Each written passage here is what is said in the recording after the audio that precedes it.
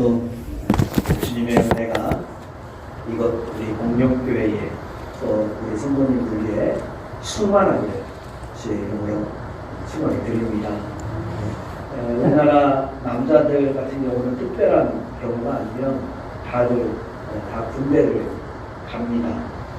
그리고 그 군대 생명은 명령과 복종이라는 것을 아마 군대에 다녀오신 분들은 잘 아실 겁니다. 그래서 군에서 명령에 불복한다고 하는 것은 바로 영창감이고, 그리고 전시에는 총살감까지 되는 겁니다. 그런데 여러분, 우리의 신앙생활도 그렇지 아니할까요? 성경에 기록된 인물 중에 우리 하나님께서 귀하게 쓰신 인물들의 공통점이 있다면 그것은 다름 아닌 복종입니다. 여러분들이 잘 아시는 성경의 그 인물들의 이름을 한번 떠올려 보십시오. 구약 성경에 우리가 지난 창세기 말씀을 통하여 나누었던 노아나, 그리고 그 이후에 아브라함, 또 모세, 또 오늘 말씀의 여호수아, 그 후에 사무엘이나 엘리야, 그들 모두는 다 순종의 사람들이었습니다. 노아는 방주를 지으라는 하나님의 명령에 무조건 순종합니다. 그것이 얼마나 힘든 일인지 아마 여러분들 아실 겁니다. 하지만 순종합니다. 그래서 그는 그의 가족을 구원하고 또 새로운 구원의 세상을 열어가는 믿음의 사람이 되었습니다. 아브라함은 본토 친척 아비 집을 떠나라는 하나님의 명령에 순종합니다. 그리고 100세에 얻은 아들 이삭을 제물로 바치라는 그 명령에 순종하며 3일길 되는 모리아 산에 올라가는 모습을 우리가 보게 됩니다. 모세도 한번 생각해 보십시오. 내 백성을 구하라 하는 그 명령을 받고 당시 200만 명이 넘는 그 이스라엘 백성들을 이끌고 하나님의 인도와 명령에 따라 출애굽을 시킨 이스라엘의 지도자가 모세입니다. 하나님이 시키는, 하나님이 말씀하시는 그 어떠한 명령이든 그것이 어떤 것이었든지 있는 그대로 다 순종했습니다. 여러분, 이렇게 하나님께서 크게 또 귀하게 쓰시는 그 사람들의 공통점이 있다면 바로 이 순종과 복종에 있었다 하는 것이죠. 그래서 하나님이 그들을 귀하게 쓰셨고 그들은 위대한 인물들이 될 수가 있었던 겁니다. 특별히 오늘 우리가 읽은 본문의 여호수아도 바로 그런 사람입니다. 그가 하나님 앞에 귀하게 쓰임받은 이유가 있다면 오직 하나, 저는 순종함으로 우리 하나님 앞에 인정함을 받았다 하는 겁니다. 여호수아는 순종의 모델입니다. 그 순종으로 하나님 앞에 크게 쓰임받은 사람이었습니다. 그렇다면 이 여호수아는 어떻게 순종하였을까요? 첫 번째는 모세의 명령을 하나님의 명령으로 알고 순종하였습니다. 여러분, 여호수아가 누굽니까? 성경에 보면, 특별히 모세오경의 말씀을 보면 그는 모세의 무관이었습니다. 우리가 읽는 개혁 성경에는 그를 모세의 수종자라고 번역을 하고, 예전에 우리가 봤던 성경에 보면 시종이라고 또 번역하고 있습니다. 한마디로 무슨 말일까요? 그는 모세의 종이었다 하는 겁니다.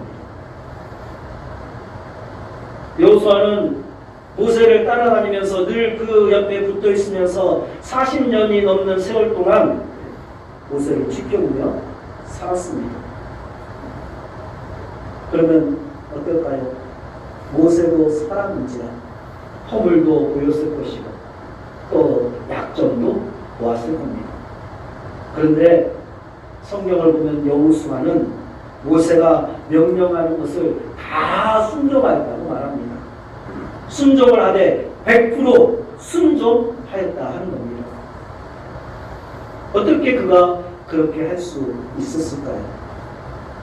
그것은 여호수아는 생각하기를 모세의 명령은 곧 하나님의 명령이다 알았기 때문입니다. 그러나 여호수아는 모세가 어떤 사람인지를 알았던 것이죠. 그래서 모세 선생님이 주인이 시키는 것은 그 어떤 명령이더라도 다 순종할 수가 있었던 겁니다. 왜? 그가 내린 명령이 곧 하나님의 명령이다 알고 있었기 때문입니다. 이 여호수아의 이름의 뜻이 여러분 무엇일까요? 여호와의 구원이라고 하는 그런 뜻을 가지고 있습니다. 비록 그가 겉으로 보이기에는 모세의 종이었지만 여호수아는 에브라임 지파의 족장이었고 그리고 모세의 뒤를 이어서 이스라엘의 지도자가 되어서 가나안 땅을 정복하는 놀라운 하나님의 사람이었습니다. 왜 하나님이 그를 이스라엘의 지도자로 세울 수 있었을까요? 다른 여러 장점, 능력도 있었겠지만 가장 중요한 것은 바로 오늘 말씀드리는 그 순종의 능력이 그에게 있었기 때문입니다. 오늘 우리가 읽은 본문 15절 말씀이죠. 우리 한 번 더 같이 한번 말씀을 읽어볼까요? 여호와께서 그의 종 모세에게 명령하신 것을 모세는 여호수아에게 명령하였고 여호수아는 그대로 행하여 여호와께서 모세에게 명하신 모든 것을 하나도 행하지 아니한 것이 없었더라. 하나님께서 누구에게 명령하십니까? 모세에게 명령합니다. 그러면 모세는 또 누구에게 명령합니까? 여호수아에게 명령합니다. 그래서 그대로 다 행하였다고 오늘 성경은 우리에게 말씀합니다. 여러분 세상은 그리고 세상의 기업은 사람을 뽑을 때 뭘 보고 뽑을까요? 그 사람의 실력이나 또 능력을 보고 사람을 뽑습니다. 그래서 그것을 증명하는 뭐를 냅니까? 취직을 할 때 이력서를 내죠. 나는 이러한 능력을 가진 사람입니다. 뭘 보겠다는 거예요? 그 사람이 배운 학식과 또 그 사람이 가지고 있는 기술과 그 능력을 보겠다는 겁니다. 그런데 우리 하나님은 그렇지 않습니다. 우리 하나님은 다릅니다. 우리 하나님은 하나님의 말씀에 하나님의 명령에 순종하고 복종하는 사람을 찾고 계십니다. 그 사람을 하나님은 사용하십니다. 여러분 그래서 여호수아는 어떠한 상황에서든지 모세가 명령하면 그것을 하나님의 말씀으로 알고 순종하였고 그래서 우리 하나님의 마음에 쏙 드는 믿음의 사람이 되었다 하는 것이죠. 한 번은 이스라엘이 가나안 땅을 향하여 가는 길에 아말렉 군대가 그 길을 가로막고 또 쳐들어옵니다. 그때 모세가 명령을 하죠. 여호수아에게 군대를 이끌고 나가서 싸우라. 그리고 모세는 아론과 훌을 데리고 산 꼭대기로 올라갑니다. 여호수아는 모세가 명령하니까 군대를 이끌고 나가 싸웁니다. 그런데 한번 여러분 생각해 보십시오. 이스라엘 군대에 지금 무슨 무기가 있습니까? 무기는 고사하고 군대도 아니 제대로 훈련된 군인도 없습니다. 그런데 여호수아는 모세가 명령하니까 그들을 이끌고 전쟁터로 나갑니다. 그리고 승리합니다. 물론 여호수아가 잘 싸워서 승리한 것이 아닙니다. 산 위에서 모세가 손을 들어 기도할 때 하나님의 도우심으로 승리를 한 것입니다.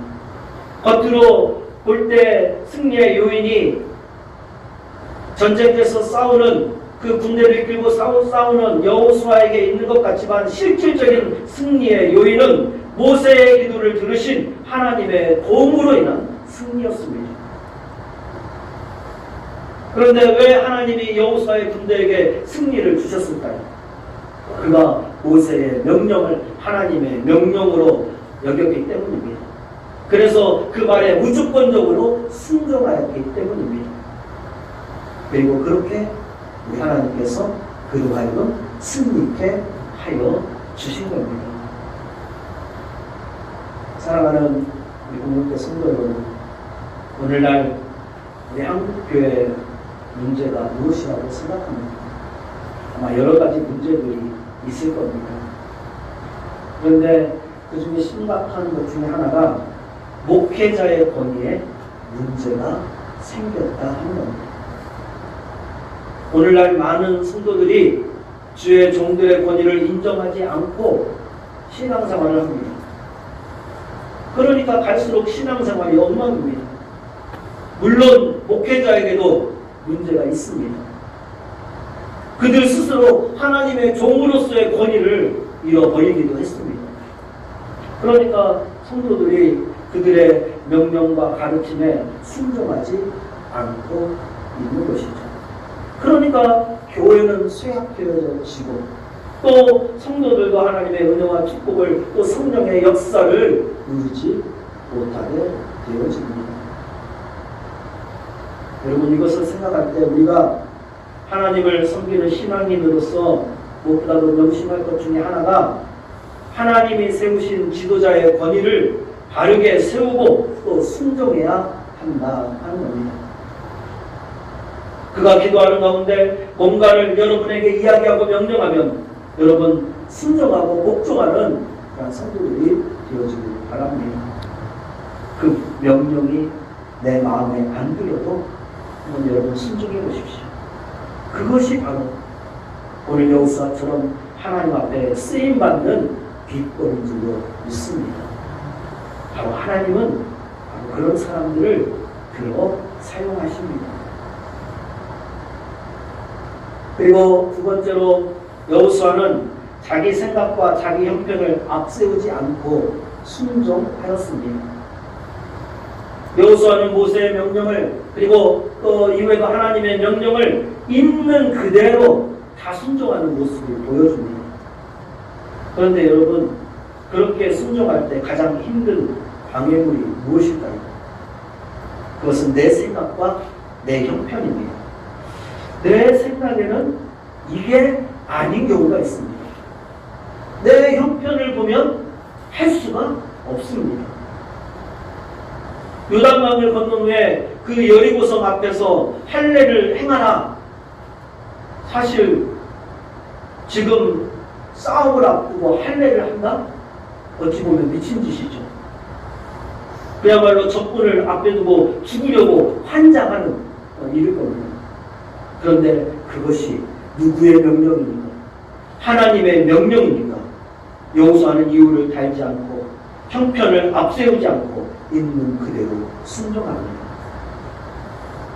만약 그가 그 자리에서 하나님, 제 생각에는 지금 우리 형편에는 이게 말이 안 됩니다 하고 거절했다면 그 여리고성이 무너집니다. 그리고 그가 가나안 땅을 차지하는 하면에 쓰임받는 그런 일은 아마 있지 않았을 겁니다. 이후에 여리고성을 7바퀴 도는 것도 마찬가지죠. 하나님의 명령대로 여호수아는 그대로 순종합니다. 그런데 만약 내가 그 자리에 있었던 군인이라고 한번 생각해 보십시오. 아무 소리도 안 내고 일주일 동안 불평, 불만, 짜증내지 않으면서 여러분 볼 수 있겠습니까? 과연 그대로 하루에 한 바퀴 돌고 마지막 7번째 날에는 7바퀴를 도는 그 일에 우리가 과연 온전히 순종할 수 있었겠느냐 하는 것이죠. 왜요? 아니, 이런다고 성이 어떻게 무너져? 이건 말도 안 되는 소리잖아. 아마 그게 어쩌면 우리의 생각일 겁니다. 그래서 사실 이 순종이 어렵다 하는 겁니다. 과연 오늘날 많은 성도들의 모습, 때로 우리의 모습은 어떻습니까? 너는 떠들어라, 너는 말해라, 나는 내가 하고 싶은 대로 하겠다 하고 있지는 않습니다. 그러면 그게 뭡니까? 그게 불순종입니다. 그게 학령입니다. 왜 그렇습니까? 내 형편, 내 생각을 앞세우는 그것이 바로 불순종이고 교만이기 때문입니다. 그러니 하나님이 쓰시지 않는 것이죠. 이런 이야기가 있습니다. 어떤 목사님이 지금처럼 추운 겨울날 그냥 눈이 펑펑 쏟아지는 이 거리를 지나가는데 한 소녀가 얇디 얇은 옷을 입은 채 밥도 제대로 먹지 못하고 벌벌벌 떠는 그런 모습을 보았습니다. 그 모습을 보고 이 목사님이 너무 화가 나가지고 집에 돌아오면서 하나님 앞에 외칩니다. 하나님, 왜 이런 일을 그냥 보고만 계십니까? 무슨 대책이든 대책을 세워줘야 하는 것 아닙니까? 그런데 하나님이 마음이 없으십니다. 그리고 그가 그날 밤 잠을 자는데 꿈속에 하나님이 나타나셔서 이렇게 말씀하더라는 겁니다. 얘야, 나는 틀림없이 대책을 이미 세워놓았노라. 그래서 내가 너를 만들었노라. 그리고 그날 그 소녀에게로 내가 너를 보냈노라. 여러분 어떻습니까? 여러분은 우리 교회에 일꾼이 많다고 생각하십니까? 없다고 생각하십니까? 부족하다고 생각을 하죠. 그런데 여러분 그렇지 않습니다. 하나님은 이미 대책을 다 세워 놓으신 줄로 믿습니다. 그 대책이 누굴까요? 바로 여러분입니다. 남들이 일을 하지 않는다고 엄마 불평하지 마십시오. 바로 여러분이 내가 이 교회의 일꾼인 겁니다. 하나님은 지금도 우리에게 내가 할 수 있는 일을 보여주고 있습니다. 그런데 사실 우리는 나는 시간이 없어요, 나는 능력이 없어요 하면서 순종하지 않고 있지 않느냐 하는 거죠. 여러분, 여러분이야말로 우리 교회에 대한 하나님의 대책이고 또 하나님이 정말 우리 교회를 부흥하게 하기 위하여서 먼저 우리를 불러 이곳에 세워주신 줄로 믿습니다. 여러분 이것을 잊지 마십시오. 그리고 세 번째, 오늘 여호수아는 그 순종함에 있어서 하나도 행하지 않은 것이 없이 순종하였다고 또 말씀하고 있습니다. 오늘 15절 말씀을 보면 저는 유독 한 문구가 내 눈속에, 제 눈속에 들어옵니다. 무엇이냐? 하나도 행하지 아니하는 것이 없었더라.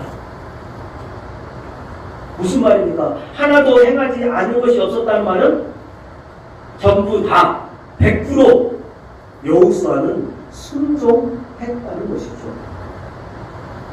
이게 바로 성경에 나오는 그 어떤 인물보다 여호수아의 장점이었고, 그리고 하나님이 그로 하여금 약속의 땅, 적과 꿀이 흐르는 축복의 땅을 차지하게 만든 이스라엘의 지도자로 세우신 이유였던 겁니다. 우리가 하나님 앞에서 한 가지라도 불순종했다면 그것은 다 행한 것은 아니죠. 그래서 사실 이 순종과 복종이 어렵다는 겁니다. 내 마음에 드는 것은 순종하고 내 마음에 안 드는 것은 내 마음대로 하는 것. 그것이 이스라엘의 초대 왕이었던 사울 왕이 버림받은 이유였습니다. 왜 그렇습니까? 그렇게 부분적으로 하는 그것이 바로 우리 하나님 앞에서 교만이기 때문입니다. 여러분 명심하십시오. 하나라도 순종 안 하면 그것이 곧 불순종이 되고 불복종이 된다 하는 겁니다. 앞서 얘기했던 군대 용어로 말하면 항명입니다. 하나님 앞에서 항명하는 겁니다. 하지만 여호수아는 하나님의 모든 명령에 온전히 순종을 하였습니다. 여호수아가 그 백성들을 이끌고 요단강을 건너는 장면을 한번 떠올려 보십시오. 어떻게 건넙니까? 여호수아로부터 제사장 그 모든 백성들의 이르기까지 하나님의 말씀에 순종함으로 건너갔습니다. 40년 전 홍해를 건널 때는 하나님의 일방적이고 주권적인 역사였다면 요단강은 하나님 일방이 아니라 그 백성들의 순종을 통하여서 한 걸음 한 걸음 발 내디딜 때마다 요단강이 열리면서 걸을 수가 있었던 겁니다. 하나님은 말씀하시고 그리고 말씀을 들은 자가 그 말씀에 순종할 때에 그들이 가나안 땅을 밟을 수가 있었고 그 가나안 땅이 그들에게 주어졌던 것입니다. 과연 여러분들은 지금 어디에 서 있습니까? 여러분이 밟고 있는 그 자리가 어디입니까? 혹시 여전히 이 광야 같은 생활에 만족하고 있지는 않습니까? 여러분, 그렇지 않습니다. 우리가 가야 할 곳은 광야가 아닙니다. 요단강을 건너 저 가나안 땅으로 들어가야 합니다.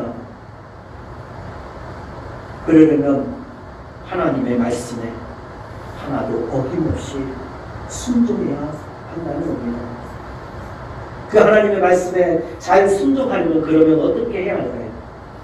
먼저는 내 귀가 하나님의 말씀을 들을 수 있는 귀가 되어야 합니다. 다시 말하면 말씀의 주파수가 우리 하나님께 잘 맞춰져 있어야 한다는 겁니다. 우리가 라디오를 통해서 방송을 듣죠. 우리 기독교인들은 CBS 극동방송을 많이 듣습니다. 그 라디오 채널을 주파수를 잘 맞춰야 CBS 방송이 나오고 극동방송도 들을 수 있는 겁니다. 그런데 주파수를 잘못 맞추면 다른 방송이 들려옵니다. 우리에게는 하나님의 말씀이 필요합니다.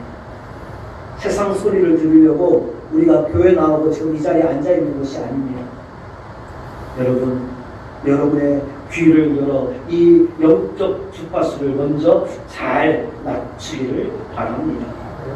그리고 내 철학, 내 지식, 내 생각, 내 경험을 우리 하나님 앞에 그 주님의 십자가 앞에 다 내려놓아야 합니다. 내 형편과 사정도 내려놓고 하나님의 말씀에 집중해야 합니다. 말씀을 들을 수 있는 귀가 열려야 하고 그리고 그 말씀에 순종할 때 그때 하나님의 복이 임하게 되는 줄로 믿습니다. 우리가 지난 새벽 기도의 시간에도 요한계시록의 7교회 가운데 빌라델피아 교회를 통하여 주시고 나눈 말씀처럼 먼저 우리의 귀가 영적으로 열린 귀가 되었을 때 우리 앞에 저 열린 문이 놓여있게 되는 겁니다. 말씀을 정리하겠습니다. 사실 순종이라는 게 또 더 나아가서 복종한다는 게 쉽지는 않습니다. 순종해라, 복종해라 하면 기분 좋은 사람 사실 별로 없습니다. 하지만 그럼에도 하나님 앞에서 그 말씀 앞에서 순종해야 합니다. 사무엘상 15장 22절 말씀을 보면 순종이 제사보다 낫고 듣는 것이 순양의 기름보다 나으니 하고 말씀합니다. 하나님께서 우리에게 이 순종이나 복종을 요구하는 것은 사실 하나님의 뜻과 내 뜻이 다르다 하는 것을 전제로 하면서 요구하는 겁니다.